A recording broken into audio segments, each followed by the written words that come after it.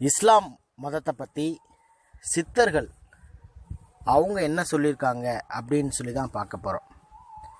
So இஸ்லாம் மதத்தை சித்தர்களும் பாட்டின் மூலமாக மக்களுக்கு சொல்லியிருக்காங்க. சித்தர்கள் குறிப்பிட்ட மதத்துக்கோ மொழிக்கோ இனத்திற்கோ சொந்தமானவர்கள் கிடையாது. சுருங்க சொல்வதாயின் அவர்கள் அரும் பசியை தீர்க்கும் உணவை போன்றவர்கள். உணவிற்கு பசியை தீர்க்கத்தான் தெரியும் என்பதைப் போல தாங்கள் வாழ்ந்த சமூகத்தை நல்வழிப்படுத்த மட்டுமே சித்தர்கள் முயன்று வந்திருக்காங்க. உயர்ந்த மெய்ஞான தேடலில் மெய்யுணர்வு நிலையான இறைநிலையை உணர்ந்தவர்கள் அனைவருமே சித்தர்கள் தான்.